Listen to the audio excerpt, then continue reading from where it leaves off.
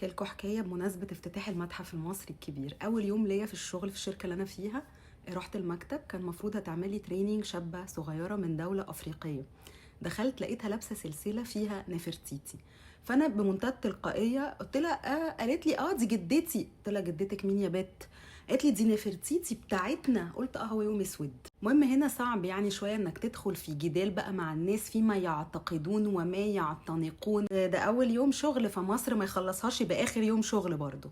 فقعدت حضرت التريننج وقلت ليكي رؤى. المهم بعدها كنت في مصر ورحت المتحف المصري الكبير في اثناء التشغيل التجريبي، بس كان في حاجات كتير فاتحه. وفي البازار كانوا عاملين حاجه حلوه قوي، ان انت ممكن تكتب اي اسم انت عايزه بالهيروغليفي على ورقه بردي حقيقيه. رحت عامله لها اسمها، اديتها لها. قالت لي ايه ده؟ قلت لها دي من المتحف المصري بتاعنا، هناك بقى في نفرتيتي وام تيتي وابو تيتي وعيله تيتي كلها. قالت لي ايه ده يعني دي عشاني؟ قلت لها طبعا، وانا من جوايا بتمنى تكون الرساله وصلت ان دي بتاعتك، نفرتيتي مش بتاعتك. يلا يا اختي.